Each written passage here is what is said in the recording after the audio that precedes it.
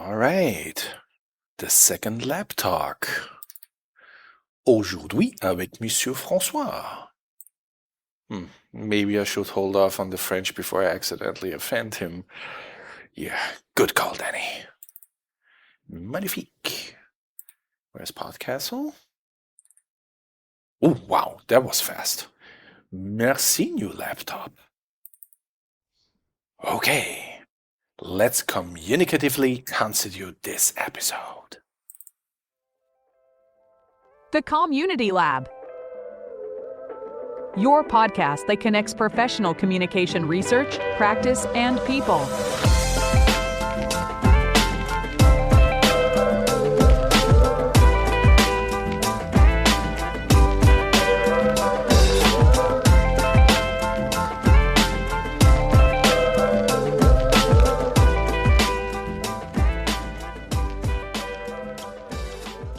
Hi, and welcome to the Community Lab.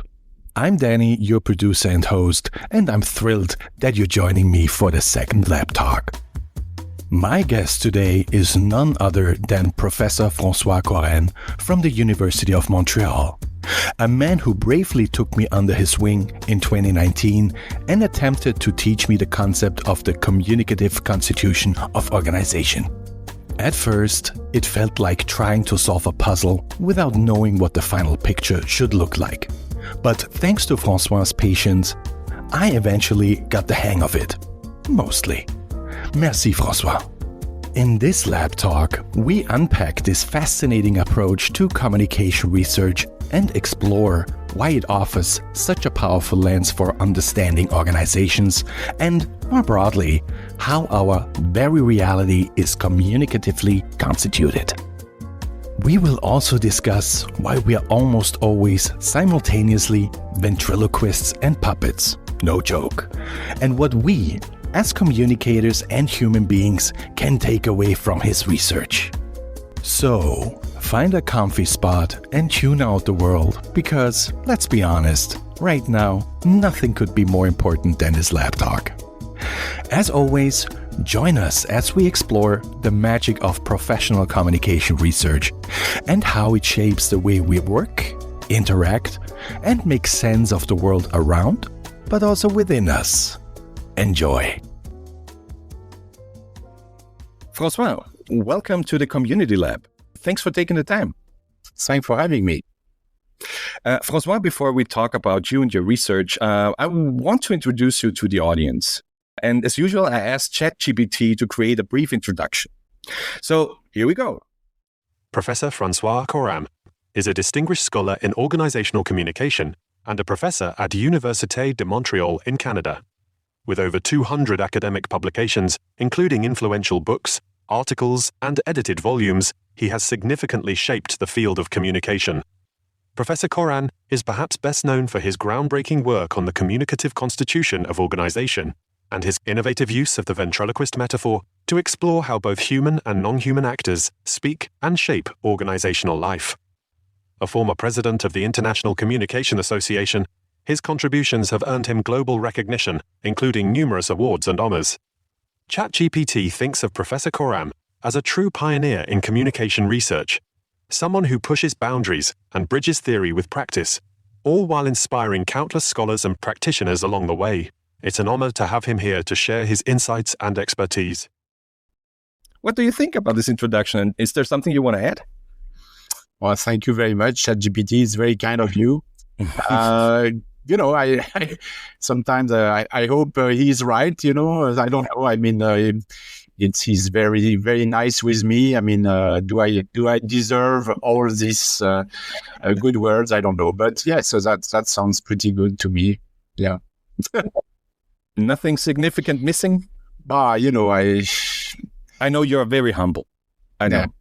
No, but I like to think that I'm not only contributing to the organizational communication field, but also to the communication theory field in general. But because right now I'm working on a book that tries to go beyond the field of organizational communication and try to address, I would say, broader issues in communication. So, yeah. Mm-hmm. Okay. Yeah, maybe we'll talk a little bit about that later on. But for now, François, the first two lab talks with you and Sabine, and they're a bit different because we talk about your research in general and not very topic specific, because you both were my mentors during the taxing doctoral time, right? I want to talk with you about your life's work, so to speak. But before we do that, I'd like to talk more about your journey. Can you tell us a little bit about how you found your way into the magical world of communication research, and what especially drew you to this field, and what does communication mean to you professionally, but also personally? Yeah, so that's an interesting question, because originally I was not planning to be a communication scholar, because I did basically the equivalent of a master degree in engineering at the University of Lille in France. But then in France at that time, we had to do the military service, as we call it, service militaire in French. And during 1 year, I had plenty of time to think about my future. And then I realized I didn't want to be an engineer. And I switched to basically, I wanted at that time to be a journalist in science, basically. Okay. Specialized in science, kind of popularization of science, so to speak.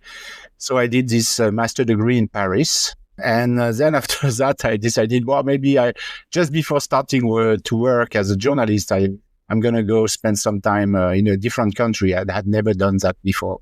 So that's where I went to Montreal. In Montreal, basically, I discovered the James Taylor's work. James Taylor, who was my PhD advisor. So that's how basically I started to discover the communication field, especially through his work. I was particularly intrigued by the performativity of language.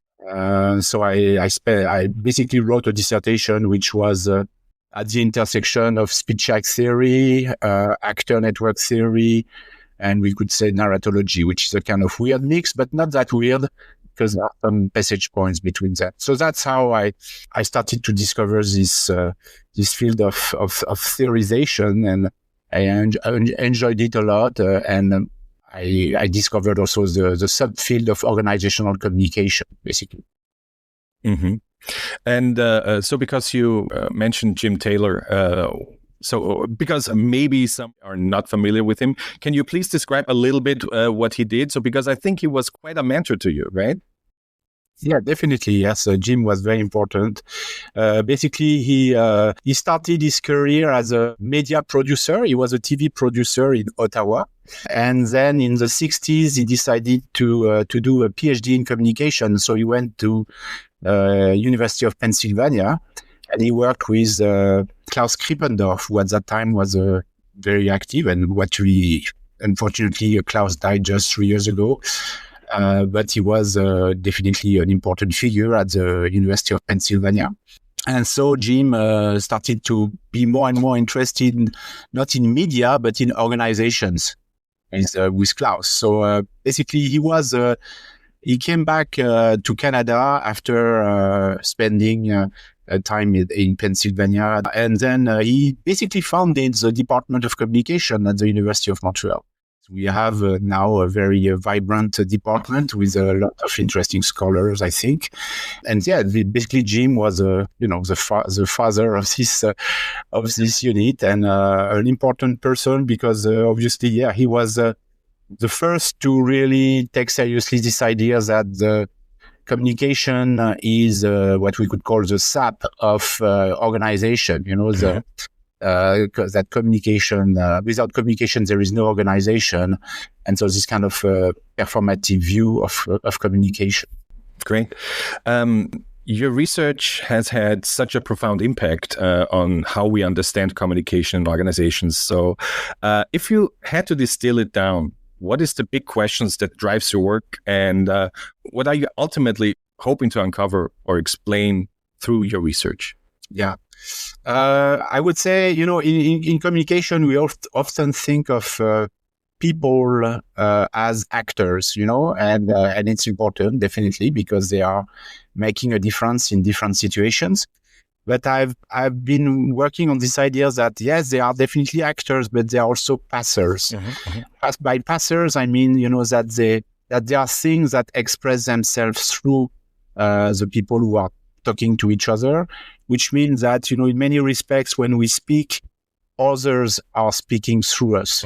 So if I had to define the basic idea that I claim to, maybe I don't know if I can say that I discovered it, because in many respects this idea was implicit in many in many other scholars. But I think I've been trying to show that empirically and theoretically for quite a while now. And you mentioned the ventriloquial metaphor, which is exactly this idea of we when we speak, we are basically ventriloquizing other things or other people. That is, we make them say things, but also we are ourselves ventriloquized. So that's what is interesting. It's not only we are never completely mastering what's happening or controlling what's happening. We are acted upon as much as we act.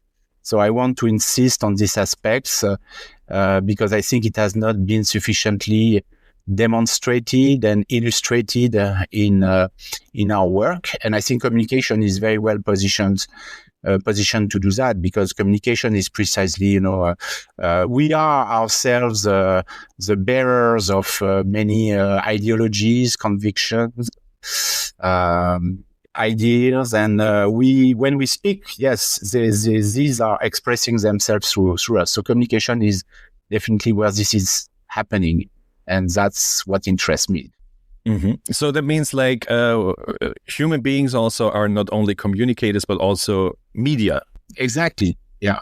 That's very important for me, and that's also another idea that I think has not been sufficiently developed. That is to consider people themselves as media. Yeah, definitely, as conveying, certain things that speaks through them or acts through them. And again, people, when they react to what I say, they say, yeah, but we are not puppets. And yet, to some extent, we are not puppets. We have a way to try to, to some extent, to appropriate what we basically convey or what we express.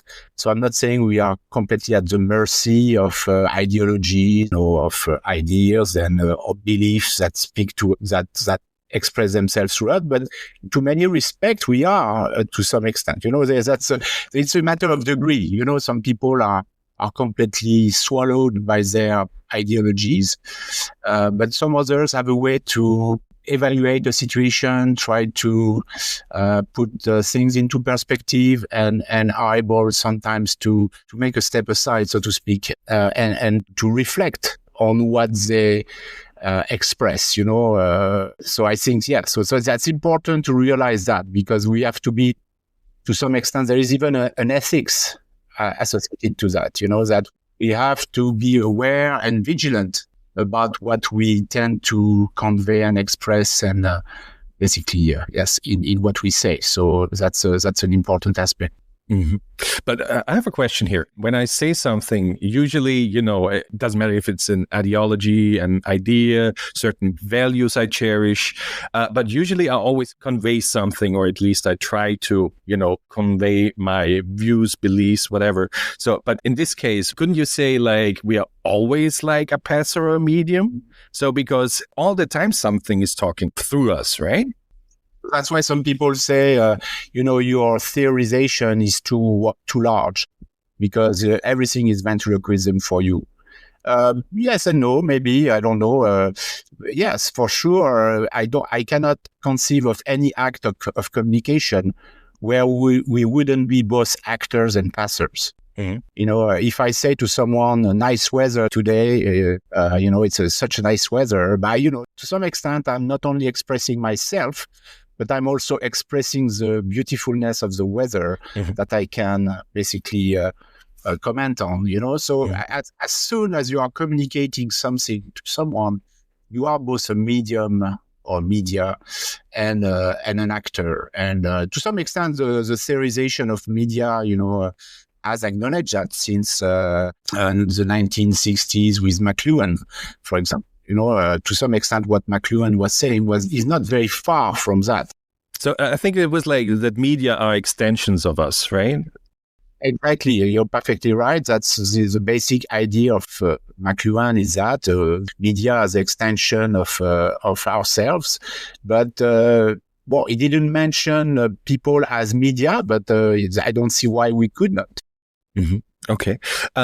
So when you talk about organizations, I'm curious, are there differences, or maybe slight difference or big differences, when you talk about, like, for example, a for-profit corporation, a multinational, or a grocery store with, I don't know, let's say 10 employees, or a nonprofit organization, or a public institution?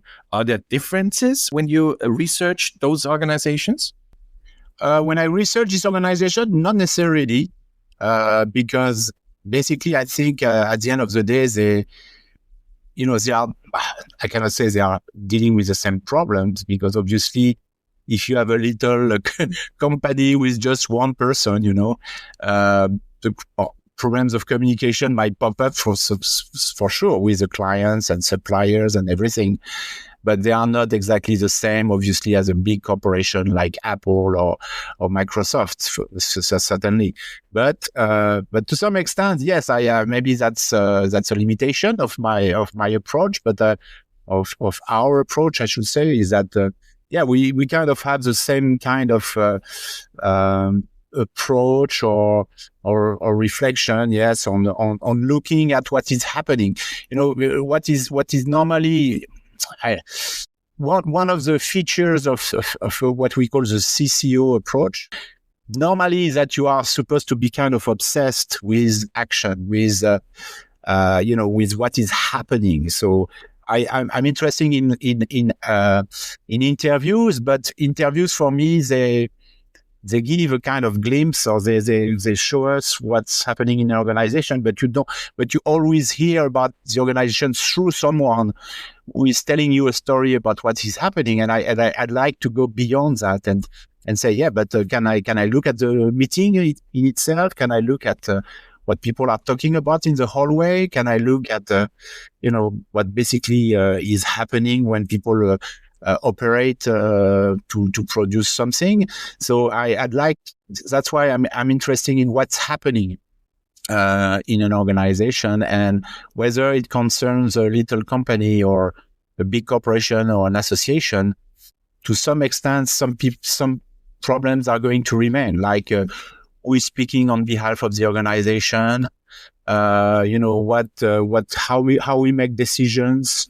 What is the identity of the organizations, and all these things have to be talked about, discussed, in communication most of the time with other people and so on. So there is kind of negotiation happening, hopefully, and so that's what makes it interesting to study it from a communication point of view. Mm-hmm. Yeah. So I was just thinking, because in my opinion, it should make a difference if this is like a really big corporation, a multinational, or like really a local, small family company, let's say. And so because they have different means to communicate, and also different audiences, stakeholders they have to communicate with, right? Definitely. So, but we can do that together. Let's research that together after our podcast here. That's a good idea.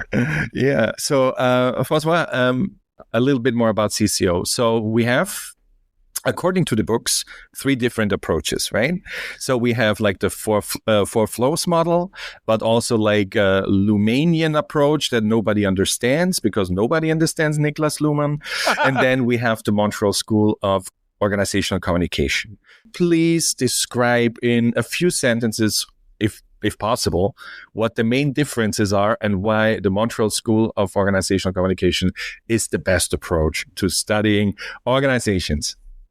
Who am I to say that? But there is a 4 flows. The 4 flows is basically very influenced by Giddens. Anthony Giddens, a great sociologist. Structuration theory, right?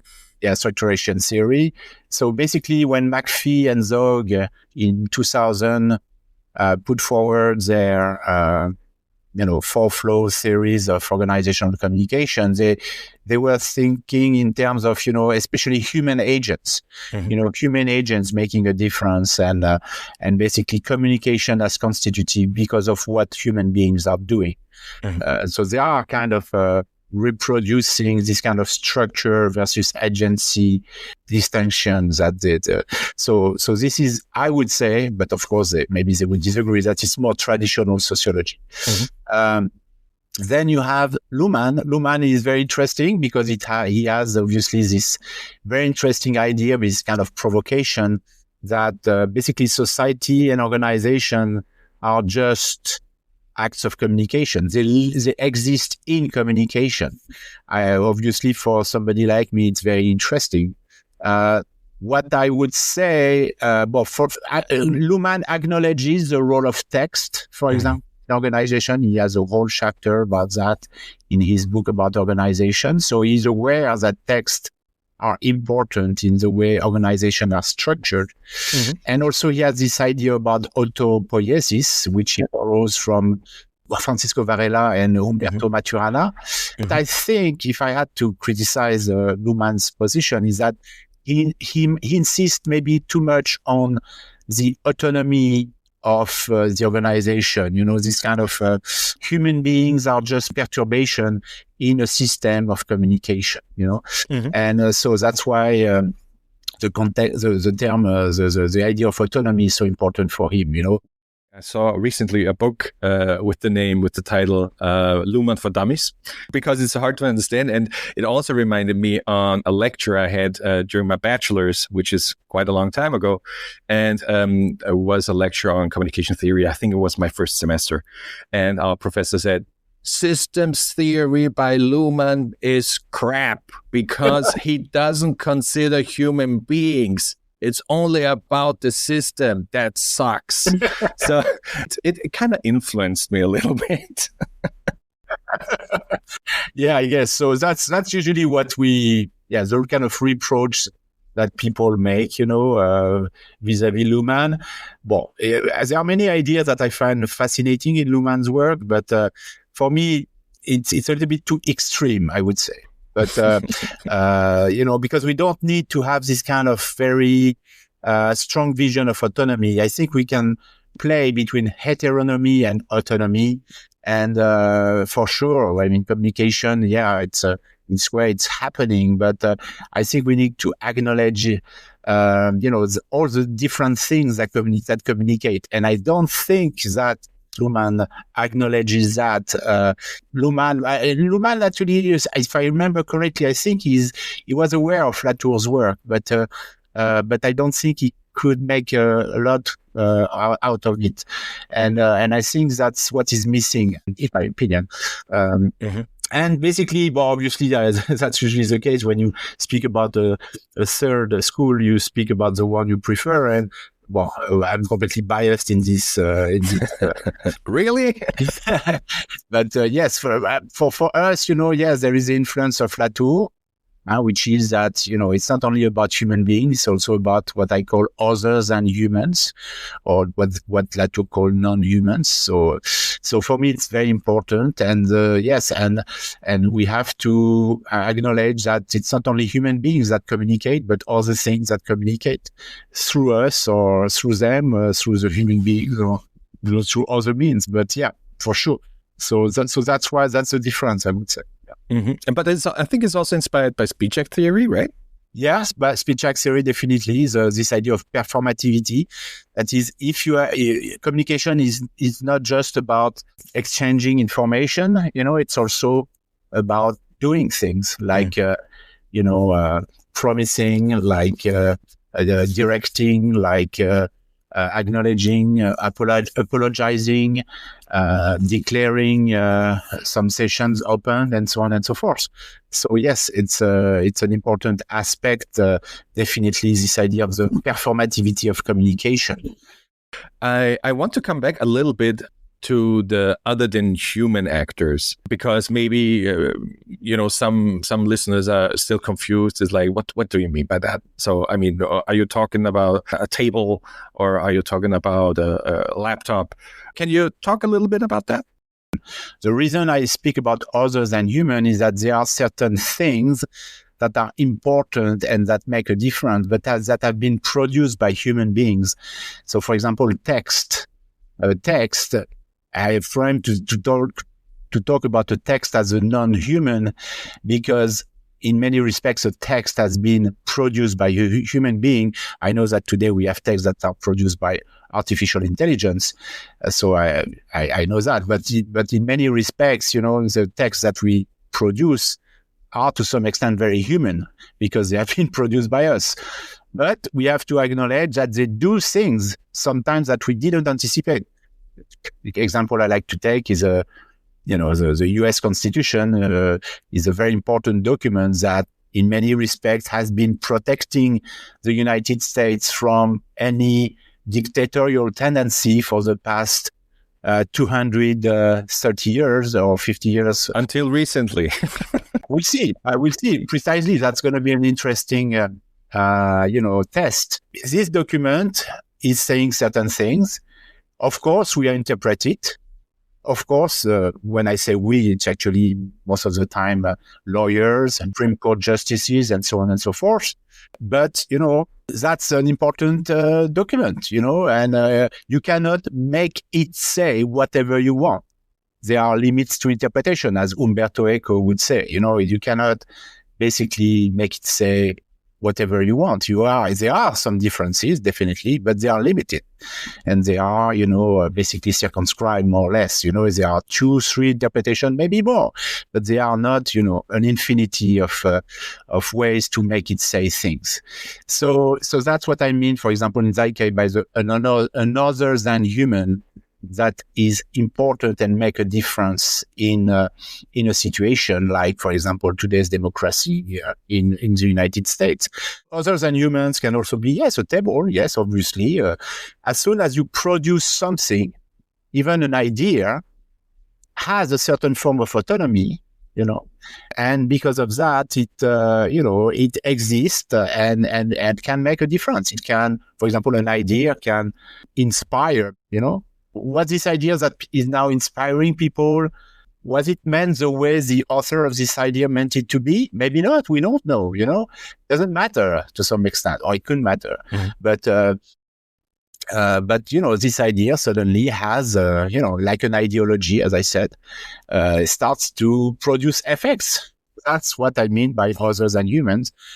We are surrounded by objects. That's a famous article by Bruno Latour, is that it's called On Interobjectivity. Yeah. And he said, he was making a joke. He was saying sociology is without objects. And by that, he was making a pun. It's without object. It doesn't make sense for him the way it's, but also because sociology had completely forgotten the role of objects in the way organizations work, societies are working, and so on. So all his work on technologies, on speed bumps, on everything that make a difference in various situations are for me crucial, to understand, the way society works or doesn't work, or the way organizations work or dysfunction. Mm-hmm. So that means other than human actors could be tangible things, like a table, like a screen, a chair, like a speed bump, as you mentioned, but also intangible things like values, beliefs, and stuff like that. Definitely, yeah.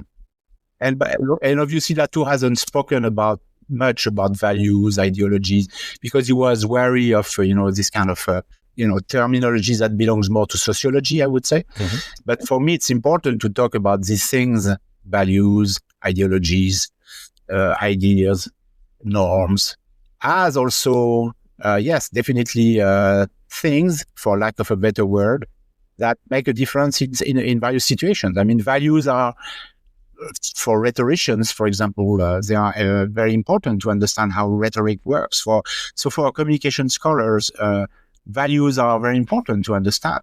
But we have ways to make it more interesting by realizing that we are the puppets of some values. Mm-hmm. Definitely. Mm-hmm. We can reflect on them. We can say, okay, this value is important, but might be another value that might be more important in that case. Or you are a fundamentalist, and a fundamentalist usually is somebody who is just, interesting in one concrete value, usually, a religious text or sometimes an ideological text, and it's just following it like a puppet, that's a problem of fundamentalism in general. But we have this capacity to reflect on what acts upon us, we can't try to make a step aside, as I said, and we are not completely puppets. That's good to know. I have a question though. When you study like interactions, meetings, and you want to figure out, okay, what kind of values or beliefs, are speaking through the people. So how can you infer those values? So because when I say like, ethics is very important to me, then of course, ethics is very important to me. And you notice that, and you can write it down in your field notebook.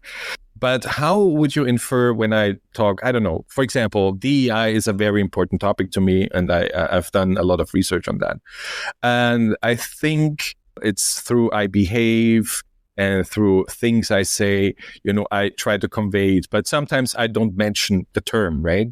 So how would people then infer that this value is important to me? It's just an example.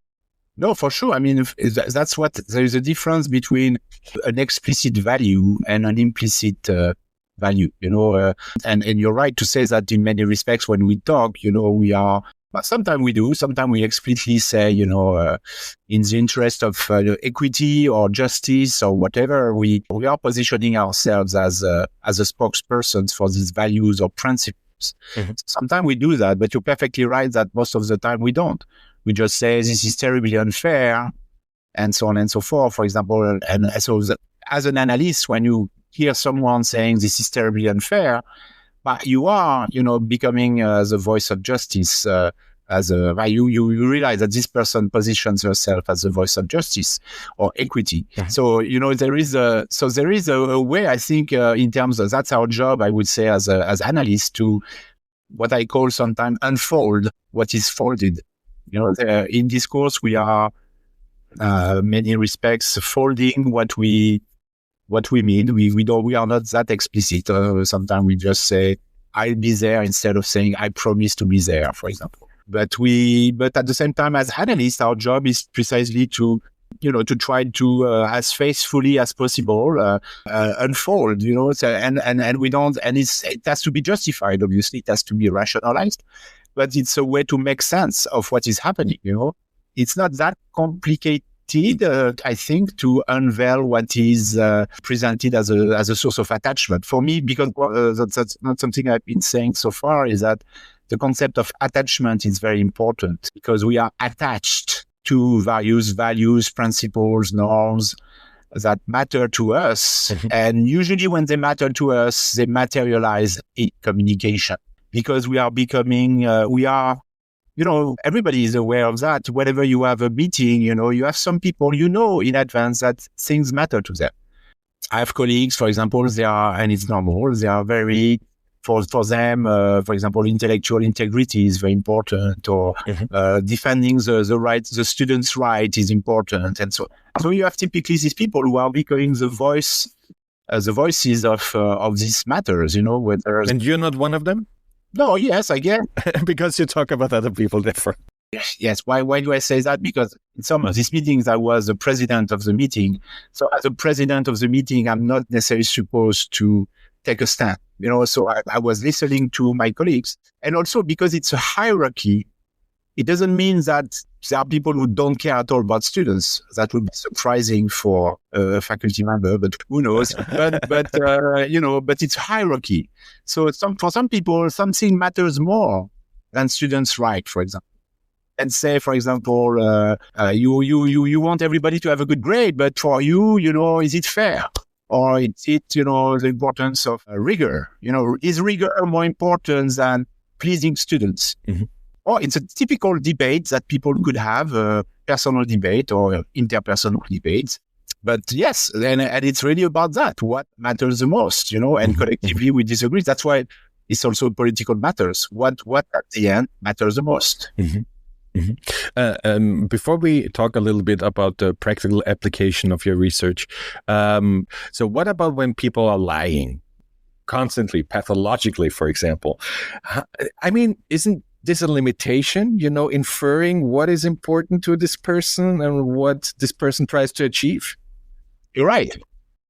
That's I don't think that's necessarily an objection to what I'm saying, but we have to be wary of this situation, obviously, of where people position themselves as a voice of wisdom, or the voice of the democracy, or the voice of whatever they want to put forward. And we have to be, to question that, to be able to question that.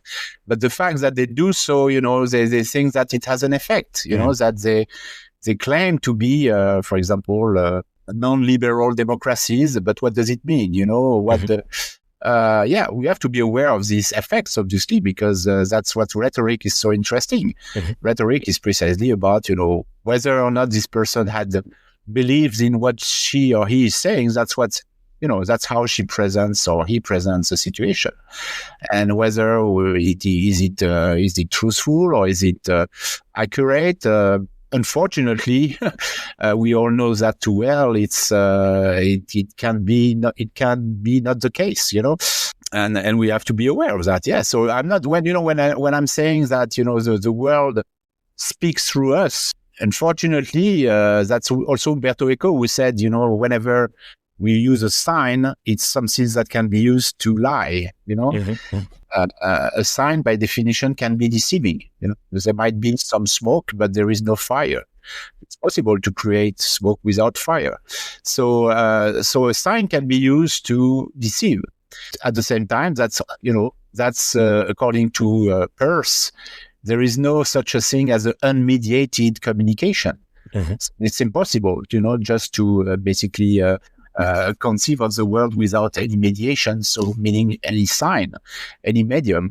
So because of that, we have to acknowledge that, it's unfortunate, or maybe it's fortunate, who knows, it's good. It's also good that we are able to lie sometimes, as white lies, as we call it, that sometimes we have to save our ass. Yeah, exactly. We have to find some ways to please people around us, even when sometimes we don't think this is true or accurate, But so that's also the good thing, that we can lie, Even Harvey Sachs wrote an interesting paper where we say we lie all the time, and to some extent he is right. So, but I think it's the fact that we are conveying lies is an important aspect of our societies. Yeah, for sure. Okay. Great. This is a knowledge transfer podcast, so we also try to figure out or infer practical implications. And the first thing is your research on the communicative constitution of organization has provided a quite powerful lens for understanding how organizations come into being through and in communication, academically, right? But how can practitioners such as communication professionals, leaders, managers, apply your ideas and your research findings in their day-to-day work? Yeah. Well, if we first speak about organization, I think we are all aware, I said that before, that, organizations are machines to instrumentalize action, and we have to be aware of that. And I think, acknowledge that. But I think as soon as you defend a communicative constitution approach, you have to acknowledge that, it's not just about that. It's when we talk to each other, or when we communicate in general, we are not only doing some work to basically create situations where the organization can move forward, we are also basically, interested in recognition. We are interested in to valorize what other people are doing. We are so one of the ways to talk about all these things, I like to use the expression "more than one," which is actually from Jacques Derrida. More than one is that organizations are, because they are kind of machines, they can easily create this sensation of alienation, meaning that we are becoming the cog of a big machine, And I want to acknowledge that again, we are cogs in a machine, but more than one, we are many other things. And when you study communication, you acknowledge that, you realize that people are enthused, are animated by other things that you can identify in what they say. So if I had to, basically defend this approach in terms of practical matters, I would insist on these more dialogical aspects, where things have to be, because again, also communication can be reduced to very instrumental ways of thinking and acting. But we are, again, as human beings, we are not just a cog, more than one. We are many other things, and we have to, this has to be acknowledged by the discussion, by what's happening. This has also consequences for meetings, for example. In a meeting, if you have this idea of more than one, you need to surround yourself with people who don't think the same way you think, because you are going to surround yourself with people who are going to becoming the spokespersons for other preoccupations, for other ideas, for other ideologies. And it doesn't mean that at the end of the day, you don't have to make a decision. You have to make decisions, as Luhmann would say. That's the importance of decision in organizations. But at least you gave a chance to this more than one. You gave a chance to multiple ways of seeing the situation that allow you possibly to make a better decision and to acknowledge different aspects of a situation. If I had to use one word, maybe a more dialogical way of seeing organizations. And organizations are aware of that. And when I say organization, I mean the CEOs, people who are at the top management level. In many respects, they are aware of these aspects. But I think studying communication make it more visible, because we precisely see that it's not just about making the machine work, obviously it's about recognition, it's about identity, it's about, how people feel when they want to work for this organization, and I don't want this to become, very, because there's a risk, obviously, with what I say, that people would say, yeah, but that's idealistic way of seeing organizations, and this is crap. But I, to some extent, I can see that why people would say that. But at the same time, I think that very concretely, when people are not happy in the organization they work for, they basically don't necessarily do a very good job, But so more dialogic way, because communication is also a lot about listening, about hearing, about recognizing, acknowledging what people are saying, and so you have this kind of bias when you are thinking communicatively. You have to acknowledge that. Maybe a quick example. Let's say I'm responsible for internal communication, let's say, right? So employee communication. And I'm very interested in your research. Then I ask myself, okay, how can I use this research as this person that is responsible for internal communication, where, it's important to me that employees perform well, but are also committed, are satisfied with their jobs, are healthy. How would you say could I use your research that inspires my action or my strategy? Yeah, I would say that certainly an important aspect is to, for example, instead of just thinking top down, I mean, I know what I'm saying is not that original because scholars have been increasingly pointing out the importance of bottom up. But, to have a kind of communicative view in terms of constitution, yes, you can certainly impose a view communicatively. Yeah? You can top down. But another way to put it is also to say, okay, but we certainly have at some point to make decisions and to even maybe impose certain ways of doing, I'm prime with that. But I think, we have also to listen, we have also to acknowledge. And so that's why in terms of recipe, if you will, does this person need what I said to do? Maybe intuitively this person is going to do it. But I would say certainly to meet people, listen to what their fear are, what their aspirations are, what their desires are. I'm not saying we are going to become a country club and everybody is going to be happy. It's not the point, but it's about, this idea of communicative constitution is also about dialogic constitution. It's not only about, imposing. It's also possibly about dialoguing, negotiating, and so I would hope that somebody would be in charge of internal communication would take that into consideration. Maybe again, intuitively, that's what she's doing. So in that case, she doesn't need me or anything we are saying. But at the same time, what we do kind of confirm this intuition that it's very important to this aspect is very important.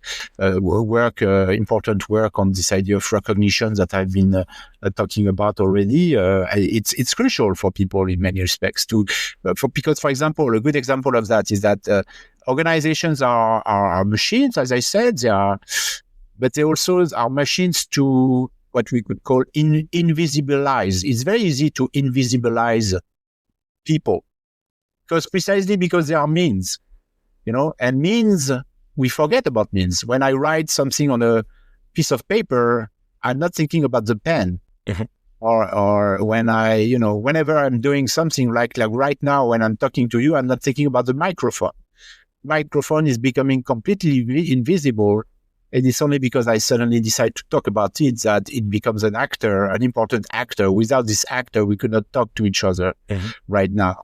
So it's the same thing with an organization. And there is nothing more destructive than this invisibility for many people. Some people might like it, but, I'm not trying to make a general statement, but this invisibility is a very big problem sometimes for an organization. Mm-hmm. Then this creates tension. Obviously, this creates situations where people are fed up by feeling that they are not recognized, that their contribution is completely marginalized, and it's a problem. So when you are realizing that, when you have a theorization, then you have a way to counter this effect.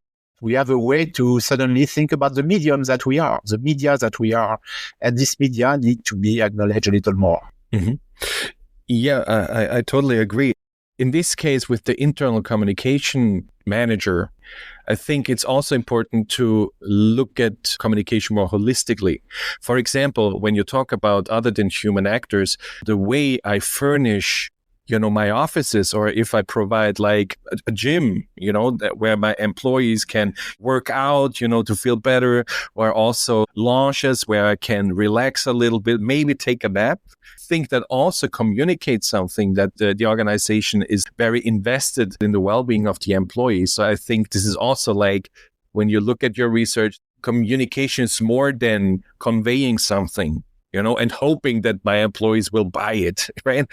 No, yes, definitely. You're perfectly right. When we say we never leave the terra firma of interaction, I also say, because when you get into an office, you enter an office, you are obviously also influenced by the way it was designed, by the furniture, by whether or not it's welcoming, whether or not it has some display any taste that you find interesting.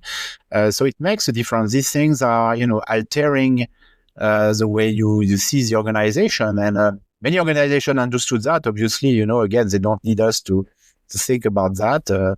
But yeah, this architecture is an act of communication. Furnishing an organization is an act of communication, because these things are going to act on behalf of the organization. They are going to maybe please or displease people. They are going to make a difference. And so all these things, we don't leave the terra firma of interaction. Again, we are at the mercy of, sometimes actually we think that we are creating an effect that is the effect we expect. But maybe we realize that, maybe we had bad taste and people are displeased by what they see. But again, we are not controlling. That's also what, if I had to also think about why I'm so interested in communication, is because whenever we communicate, we are at the mercy of what we say or what we express. We never control completely what's happening because of that. This is this important moment where we can be as we say, quoted in a bad context, or this was not quoted out of context, or that kind of stuff, where suddenly what we say becomes something else because we didn't pay attention to the way we were expressing ourselves, or the furniture we were using, or the architecture we designed, and so on and so forth. So this is this moment that I find particularly interesting, where what we create always has a form of autonomy and can basically betray us. Italians like to say traduttore, traditore, which means that the translator is a traitor. Okay. Translator is always a traitor to some extent. So there are very good translations, but it's very difficult to exactly convey especially when it's a complex text. So that's what also interests me a lot in communication. Great. Before we jump to our much-loved quickfire round, I'm curious, what's next on the horizon for you? So are there any big questions or areas you're excited to dive into soon, or perhaps something you've always wanted to explore but haven't tackled yet? So you mentioned, for example, a book that's in the making. What's going on in the next few months, years? Yeah, I hope this book is... Yeah, I have a lot of expectations for this book, but maybe I'm going to be again betrayed by what I wrote. But I basically wrote a book which is kind of it's about epistemology and ontology. So to just take it, so who am I to write about that? But I'm a communication scholar, and I think it's important to give a kind of communication twist to this question. So that's what I've been working on for the past year and a half now. Do you also already know a publication date? No, not at all. I mean, yes, I'm hoping that maybe by the beginning of next year, if everything works, I might have something published. But I first need to find a publisher, which I haven't. For once, I haven't selected the publisher. I decided to write the book, take the time to write it, not feel any pressure, and basically, yes, to try to see what comes out of it. And so I need to find somebody, some publisher interested in this. And yes, it's a book about communication, not about organizational communication. So, and I'm trying to defend the same idea, but at a broader level. And then with implication about questions like subjectivity, objectivity. I mean, big questions, ontology, how we know what we know, and so on and so forth. And the key role that communication plays. Mm-hmm. I have other project. I've been working for the past 4 years on entrepreneurship, and I'm planning to do that for the next 4 years again, but we'll see. Mm-hmm. I've been working with big organizations like Doctors Without Borders, Médecins Sans Frontières, or other organizations. So it's not only about that, but yeah, I like the idea of, studying a little cafe, or studying, little companies that make some products for female hygiene, for example, or that kind of stuff, So it's, I'm hoping that, again, this idea of entrepreneurship as a relational phenomenon. Mm-hmm. Great. I look forward to your publications. It will inspire my research, of course, as well. Before we wrap up, we're diving now into the already mentioned quickfire round. 5 rapid questions, 5 spontaneous responses, no overthinking allowed. Are you ready? Let's try, yes. Okay, then let's go. The quickfire round. What's the most surprising or unusual place you've ever found inspiration for your research? Doctors Without Borders, certainly. It was in Africa, many different parts of Africa. And it was kind of once-in-a-lifetime experience for me. I always said that I didn't want to go to Africa just as a tourist, I thought I would find it kind of not very decent. So I like this idea of going with an organization like Doctors Without Borders, even if some people are talking about the neo-colonialist aspect of this organization. I think they acknowledge it, but they're still trying to do something good, and I like this idea. So I was very happy to be with them. Yeah. If you weren't a communication scholar, what career would you be pursuing? Good question. It's hard for me to think very quickly. I don't know. I really love my job. What would I do? You're not trying to overthink that. It's tough. when I was doing engineering, I don't know why I chose that. I mean, I was very good at it, but I didn't like it. So that's why I'm very happy with what I do. Sorry, I didn't have right answer for that. It's fine. It's fine. What's your guilty pleasure when you need to take a break from research? I sing, actually. I'm part of a choir. We are singing all kinds of songs.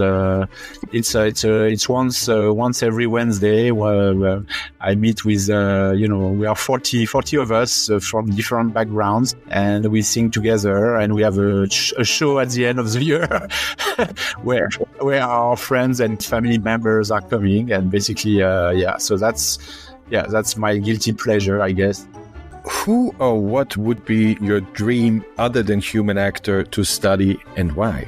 Oh, I always was intrigued by diplomacy. I would love to be a little fly on the wall. That would be fantastic for me. What's one thing you wish people understood better about communication in organizations? I would say, I've been talking about that for the past, hour, so to speak, that it's much more than information. If information is a important aspect for sure, but there is a lot more, much more than that, this performativity of communication. All right, François. Thank you so much. It's been an absolute pleasure. Thank you so much for sharing not only your wisdom, but also a glimpse into your journey as a scholar, but also some personal insights. Merci infiniment for joining us today, and I can't wait to see where your research takes us next. Thank you for having me. Thank you very much. Merci. So, that was today's Lab Talk. I hope it sparked some new thoughts and gave you something valuable to take away. If nothing else, I've learned that I'm just another cog in the podcasting machine, and that the US Constitution might be quietly pleading for therapy. More importantly, I hope this episode has made you rethink the workplace and the world at large as fundamentally shaped by communication. We humans aren't just communicators. We are also vessels through which values, grand ideas, and let's be honest, some truly odd ideologies express themselves in our interactions. As always, you'll find 5 key publications in the show description, offering a chance to dive deeper into today's topics. If you haven't already, follow the Community Lab on Spotify, Apple Podcasts, Podcastle, or YouTube. Hit the notification bell and connect with us on LinkedIn, because your feedback helps make this podcast a listening pleasure for all human actors who are fascinated by the magic of communication. In the next Lab Talk, I'll be joined by Professor Tim Kuhn from the University of Colorado Boulder. While he, like François, is a CCO scholar, we'll be diving into a specific and very timely topic, one he recently wrote a book about: communicative capitalism. We will explore what it means and why corporate purpose is always multiple, and as a result, often full of tensions. Until next time, and remember, communication is everywhere. It's in what you say, what you don't, and sometimes even in the sheer ugliness of a piece of furniture. Stay curious and keep the conversation alive.